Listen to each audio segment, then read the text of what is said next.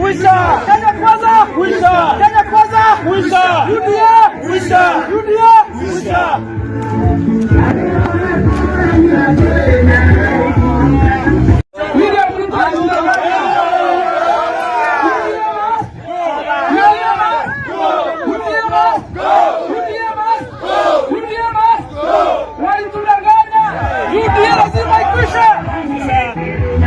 Tumemaliza huku hapa mlima Kenya, tumesema maneno ya UDA kwisha.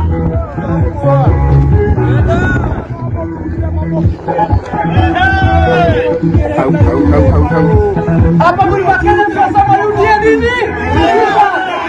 Hapa mlima Kenya tumesema UDA nini? Walidanganya wazazi wetu, walidanganya watoto wetu, wameharibu afya.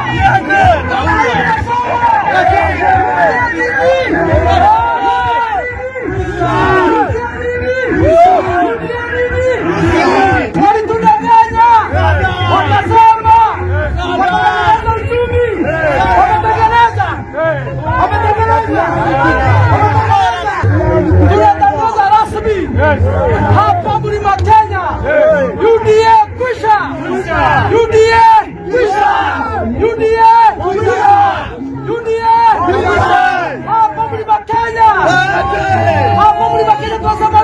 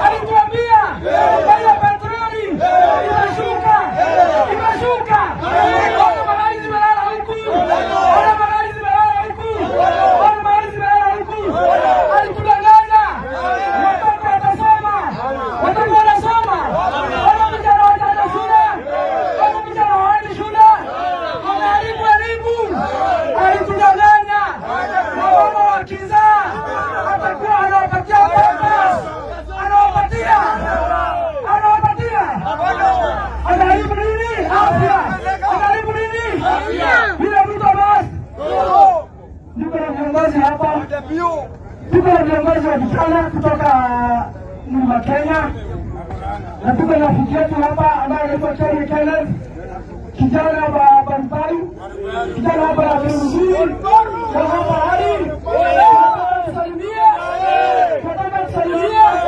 na tukaribisha hapa atuambie watu wale wanasema nini.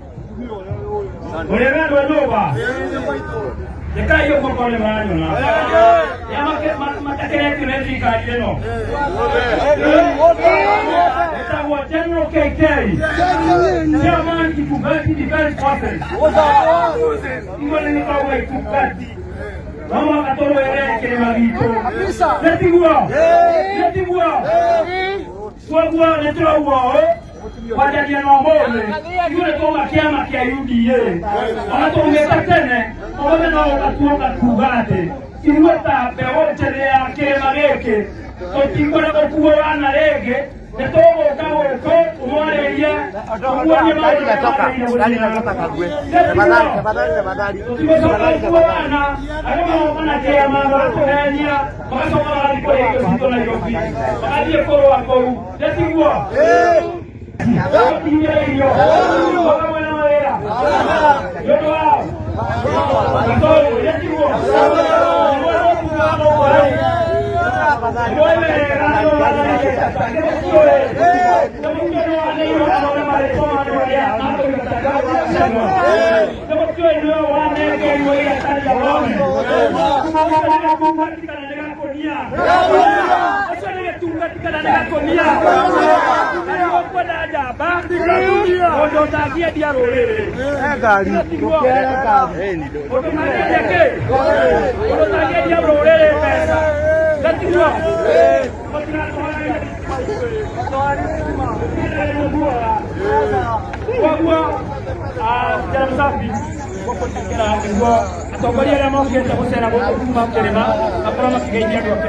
Kabisa tuko na vijana pia kutoka Meru, tuko na vijana kutoka Embu, tuko na viongozi wa university wako wapi?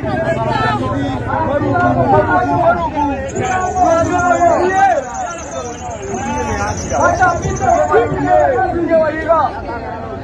pita ile kazi. Kabisa. Hapa juu yangu.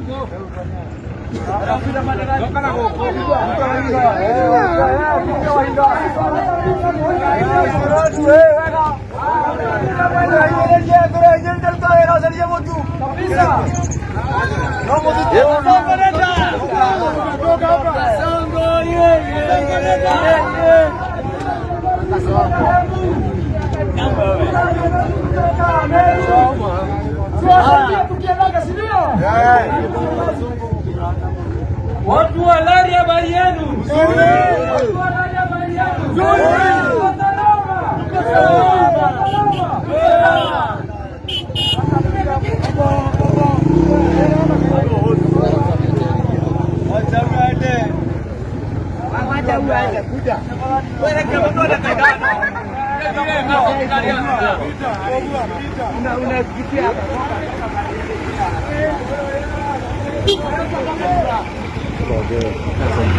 Tumekusanyika hapa viongozi wa kutoka Gema community.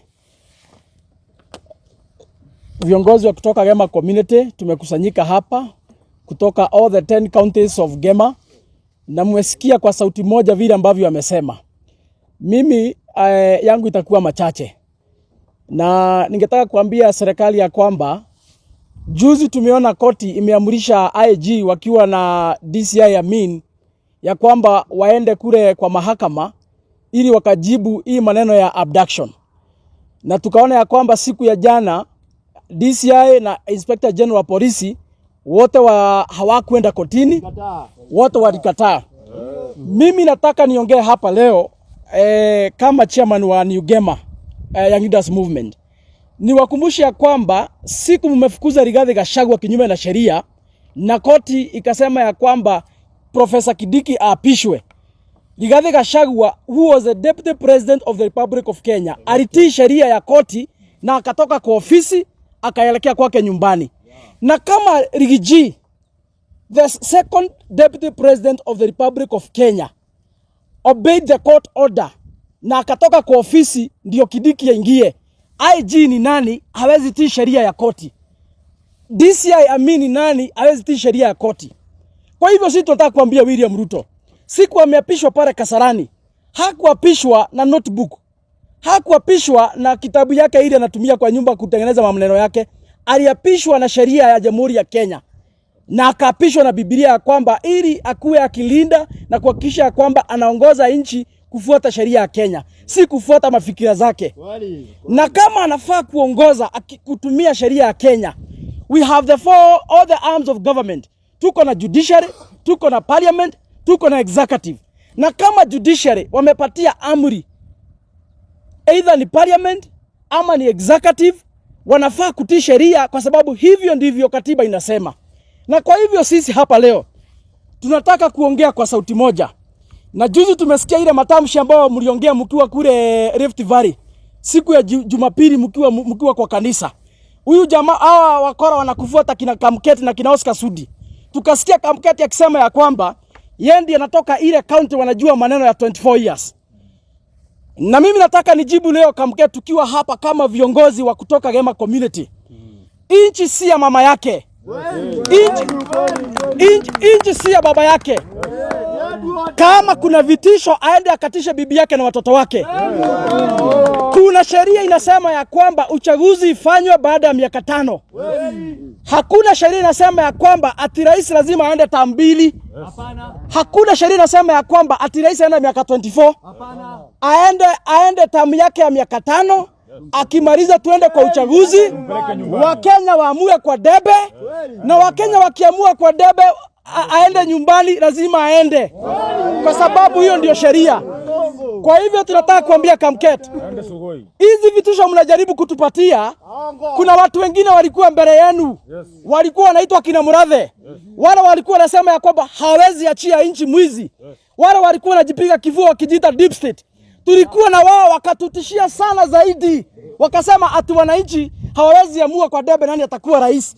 Lakini 2022 tukajitokeza kwa wingi tukapiga kura, na wale walikuwa wanatuuzia uoga wakakunja mkia.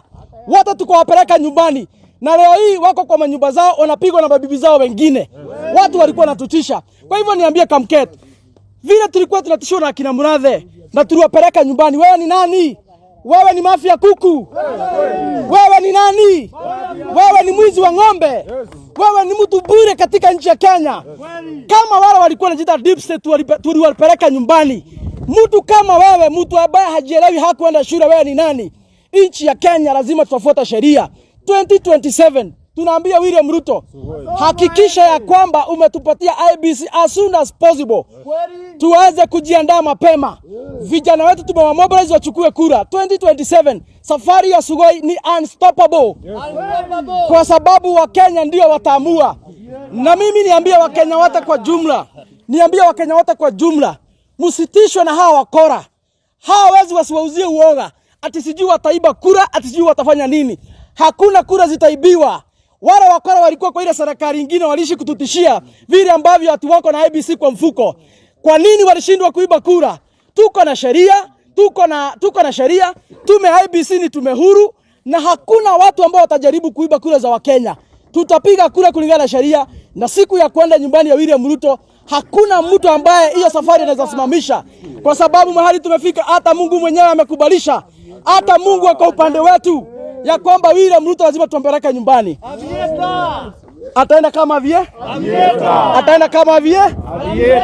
William Ruto must go. William Ruto must go. For us to stop Ruto must. Economy of Kenya to be revived. William Ruto must go. For us to stop corruption. William Ruto must go. Kabisa. Na tuko na viongozi wengine hapa, ningewapatia nafasi pia wakuja waseme jambo.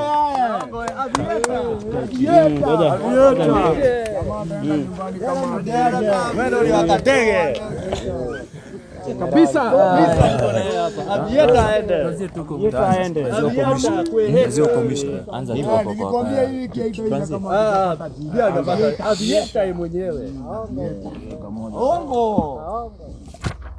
Kama kijana mwanarika ambaye ni aspirant Indika, ningetaka kuaddress this rogue government yenye ambayo imeweza kumanage kufanya mambo 3: abductions, impeachment and extrajudicial killings. Hiyo tu ndo mambo for 2 years imemanage kufanya. Mi ningetaka kuaddress issue ya ujinga ya appointment ya corrupt leaders. Tunataka kukumbusha William Samoei Ruto, hatusahau kwamba umechukua wakora wote katika hii serikali yako. We have Kebi Getora ambaye alifukuzwa juu ya kesi ya Kemsa. Tuko na Mwangi wa Iria alikuwa anakimbizwa na DCI. Ulitutafutia ukatuletea. Alafu unatuambia na you are fighting corruption. Kwanza utuambie Western Hotel yako ama haiko katika mikononi ya corruption. You are first the corrupt leader. Na ulichaguliwa namba 2 as the most corrupt leader. Heri ungepata namba 1. We know you well as William Samoei Ruto. Number 2, heshima tupewe katika mazishi. Tumeona viongozi MPs ambao kazi yao ni kukula na kuropoko katika mazishi. Now it's time we tell the young people of this country. Mahali kiongozi anaongea ujinga, furusha yeye aende akaongelelea. Maiti ipewe heshima, si kuja kutusiana katika mazishi. Hata kanisani vijana mkiona mwanasiasa anaongea ujinga, simameni na mnaanza wimbo, kanisa inafungwa, waende hataona roho. We need respect. We need decorum in our churches. Mumekula sasa, mkazi ni kutukosea heshima. We don't have the 13th parliament at now. Hii parliament iko katika Kaongo parliament now. Mnajua Kaongo ni nani, sitarudia. Kama the promises that you gave to young people, hauja fulfill. The only thing you are doing, you are exporting the expensive graduates to become cheap laborers at other countries. Tengeneza nchi yako, hata sisi uajiri hawa vijana huko. Acha hii kazi ya sijui Alfred Mutua anatuchezesha barua za yellow na sijui yo commission mnatuitisha. Hii corrupt government tunawamulika sana. And to other leaders ambao mumeona vijana nikaa sisi tumekuwa wajinga sana, mtutumie 2027. Ningeomba vijana wote tufagia hii parliament first of all we weekend this Kaongo. Lazima tumuweekend. Tukirudisha hawa wabunge tumejikosea. Hawa hakuna kitu wamefanya. Go to their constituencies. Barabara zinakaa ni kazi na limwa zinamwagwa sumu ya kieni. Tumepitia ingine hapa Yalari. Imemwagwa sumu tu. Waliendea sumu kieni, la sasa ndio wamemwaga huku. Vijana tuchangamke. Tuchukue kura. We must say Kasongo must go. Kasongo must go. Hatuwezi wapea fursa tena. Na lazima tuwe makini. 2027 tusirudie mistake ambayo tulifanya. Na wazazi wetu msikubali kupewa pesa ya ili mrudisha watu. Tunajua wamepanga ili kuja kutuanza kuwapea unga. Akikupea unga muulize, mimi ni umbo unitupie unga wakati uko unakula nyama kubwa. Hasha, ditotikwenda kuhotheka. Ithuĩ tũtigũkuo wana nĩ thirikari ĩno. It is time we send them home. A new revolution is coming to our country. Gen Z power. Power. Gen Z power. Power. Are we ready to chase them home? Yes. Tusonge kusonga.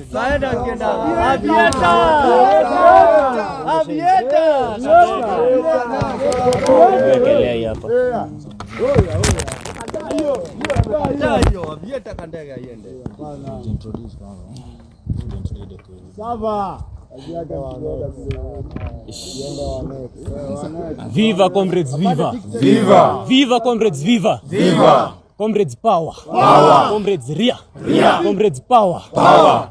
I am Thuku SK, student leader in KU, and I'm here to speak on behalf of all comrades in Kenyatta University and all comrades in this country by extension.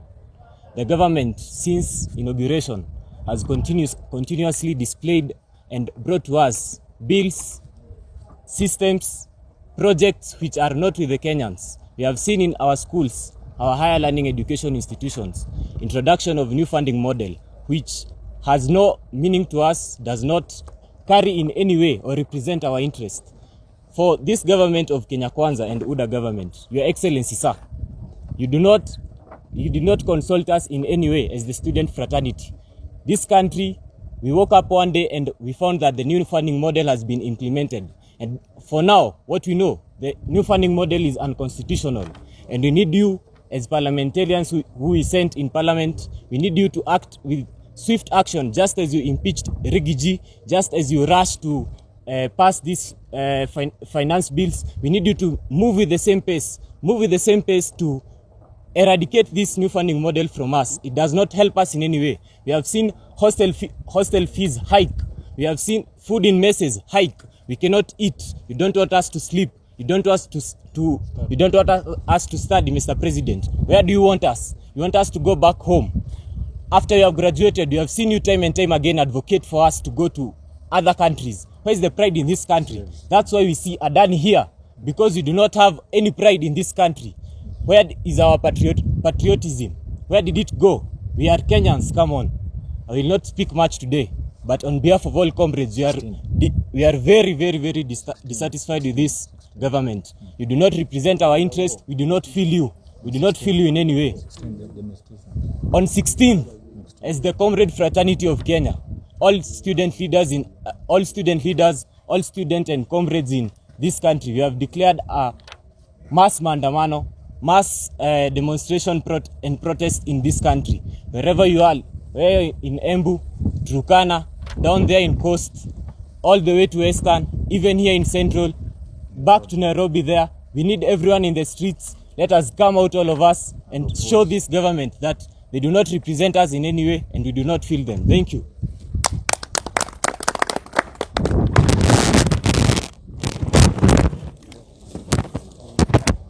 Comrades power. Power. JCA. Yeah. JCA. Thank you very much. My name is Comrade Kangi. I am the lifelong Kuso Secretary General of all the living and non-living comrades in Kenya. And I want to highlight two very pertinent issues which I'll address. One is the IBC formation.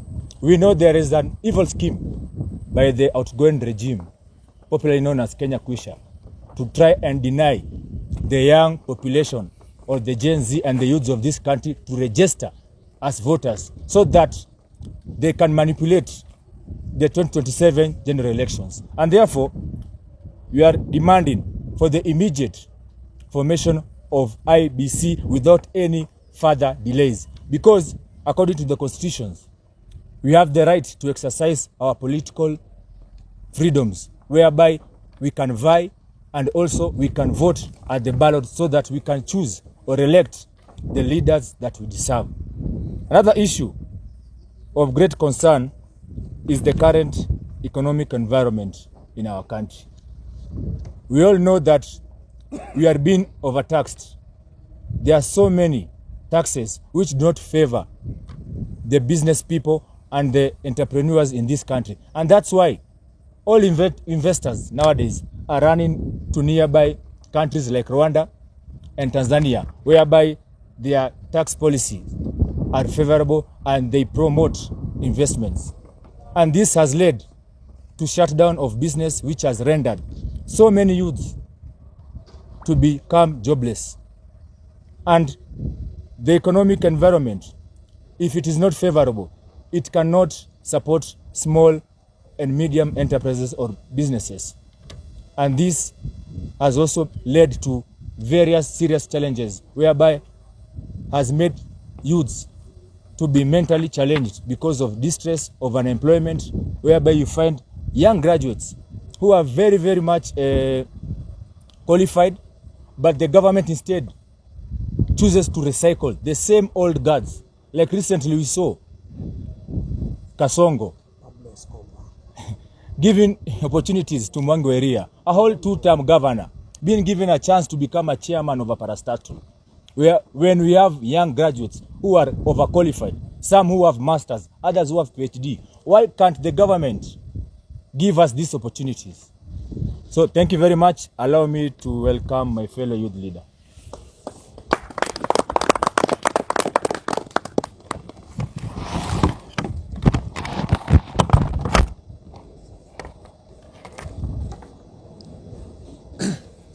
I am known by the appellation Nicholas Nyaga. I'm a student leader at Kenyatta University. A nomenclature bestowed upon me with an intricate value and significance. I'm here presenting issues that are really disturbing and really oppressing comrades. And one of the issues is the new funding model. There are many comrades, especially first years and second years, who've been placed in courses that even they never thought of doing, or even they never thought of in their lives because of the new funding model that has very high school fees. And it has been declared unconstitutional, but still the government tries and pushes it so that it may stick. But we as the comrades still stand firm and say that we are not supporting the new funding model.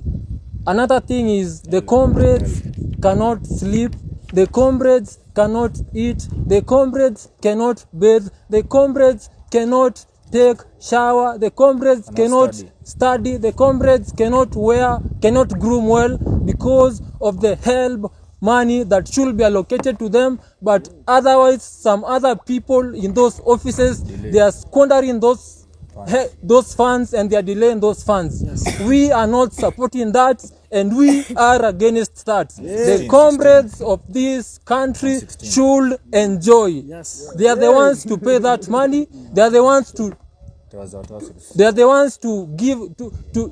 give that money back to that government. Yes. when they're employed. Something else, it's the issue of abduction. We as the comrades of this country are very annoyed with the current regime. It's a regime whereby when you see something that is going wrong and you try to come out and speak about it, you are taken somewhere, you are tortured, you go through hell so that you cannot stand for what you feel is right. And we, as the comrades, we are saying that we will not be intimidated by what this current regime is doing. And on 16th next week, may we come out and show William Samoei Ruto that it's not the few people who've been in government since the 90s and they are still, they're also in government currently, who will always be there. They come with new parties, they come with new chairmans or gûcina, new positions, and they try to tell us and convince us that they are different, or they come with new ideas and try and convince us that they are different and we should elect them. We will not buy that again. It's high time that we elect leaders who know what we want and who feel us. It's not leaders who go there and just follow after their interest. On 16th next week, tukuje, we demand for what we know is right. We demand for our rights. And the constitution must be followed. This is not an era whereby dictatorship can ride over and work out in this country. Thank you so much. Comrade 16. Comrade 16. Comrade 16. Comrade 16. New funding model must go. New funding model must go. Ruto must go. All MPs must go. Waende nyumbani wote. Mlima power. Mlima power. Mlima power. Ground ni Riggy G. Ground ni Riggy G. Haya. Good afternoon, members of the 4th Estate. I am Kerry Kenneth, also known as General KK, the chairman of Rari Green Movement and Itungati Defense Forces. We stand before you today to express our deep disappointment in the current regime of the so-called Wilbaru Kenya Kwisha government. This government promised us prosperity, yet what we are facing is a harsh reality that has brought nothing but suffering to the people of Kenya. The much touted bottom-up economic model has turned out to be nothing more than a scam. Instead of uplifting the people's life, it is a burden to them with skyrocketing taxes, unsustainable affordable housing projects, and a retrogressive health insurance scheme, an initiative that is popularly known as She, Sho, Shu. But with no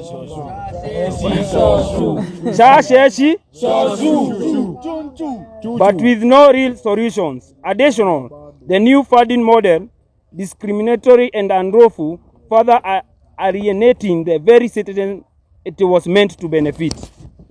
We, the people of Lali, we are among the first to were among the first to raise our unwavering support to this government, but it has now completely turned its back on us.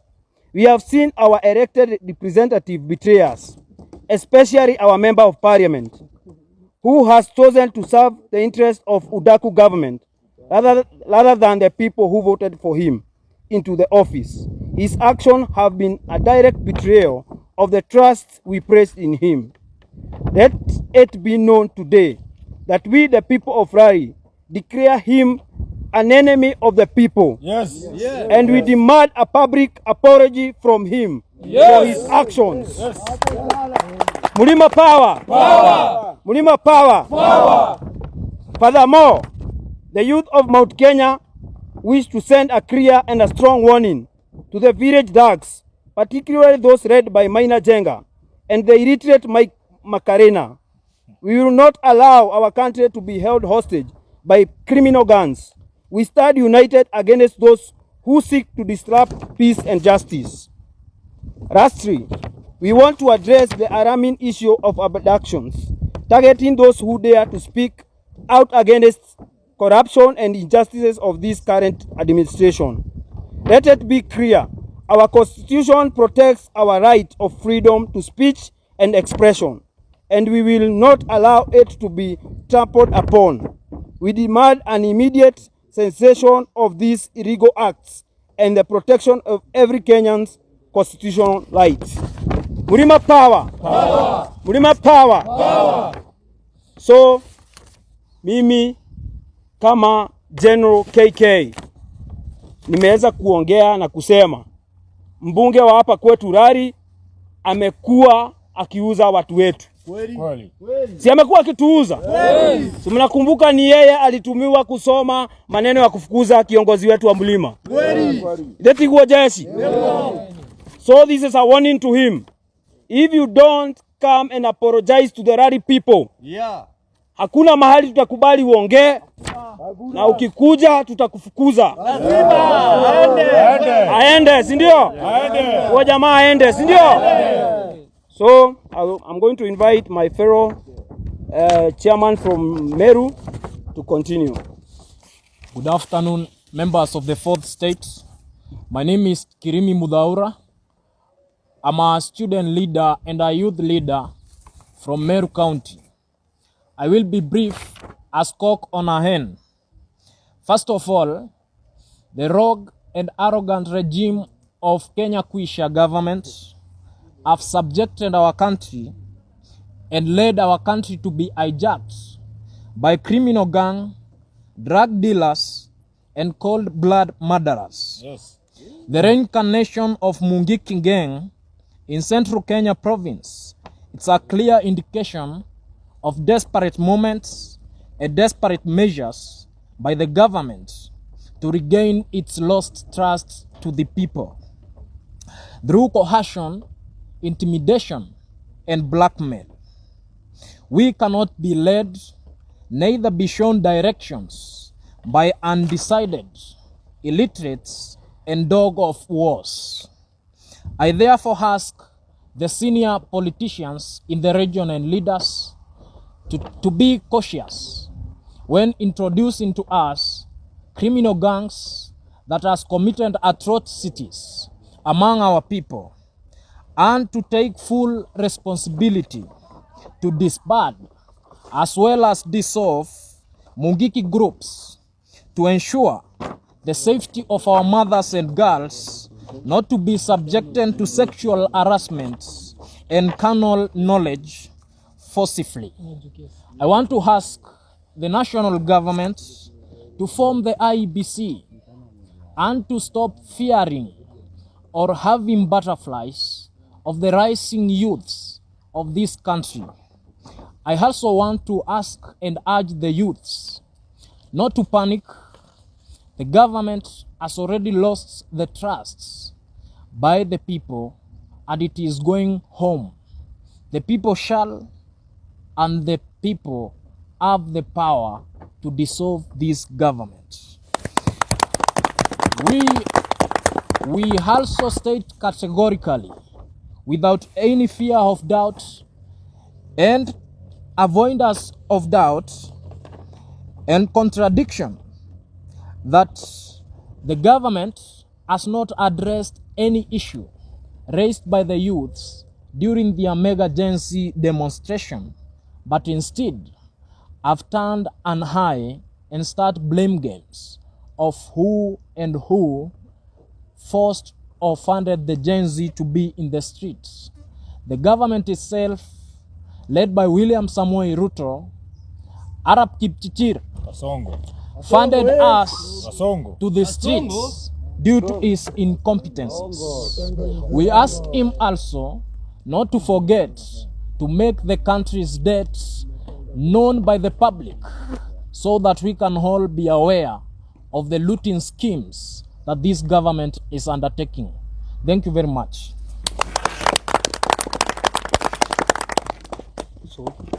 Comrades power. Power. Comrades power. Power. A woman's breast can feed both the son and the father. Comrades wisdom. Wisdom. My name is Cynthia Wanjiro Karanja, a student at MKU, born and raised in Thika, and the current chairperson, Thika Universities and Colleges Students Association.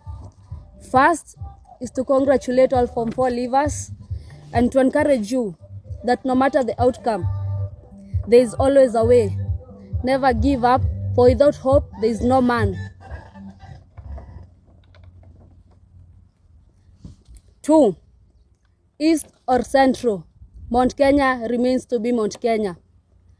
On the mountain, if there is no Nelion Peak, there is no Mount Kenya. Without the Batian Peak, we don't have Mount Kenya. Without the Lenana Peak, we have no Mount Kenya. Embu, Meru, and Kikuyu, we are one people. We should not allow ourselves to be divided by mere political differences. We are one people and we should stand tall and strong. That is to express our distraught as the youths of Kenya, as the agencies of Kenya, with the mishappenings that have been happening in Kenya. We are saddened with the continuous abductions that have been happening in Kenya of our fellow youths.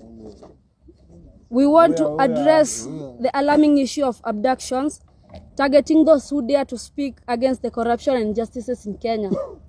It is very saddening that the Interior CS Mr. Murkomen, is quick to form a case to have his name misaligned with the ongoing cases of, with the ongoing atrocities of abductions, rather than applying the same speed in finding the people who were involved with the abductions. We request, or rather we demand, now that you have refused to apply our request, we are demanding that the people who are involved with the abductions, they be found and justice served. Lastly, is to urge all Kenyans, let's fight for our constitution before it's too weak to serve us. Thank you.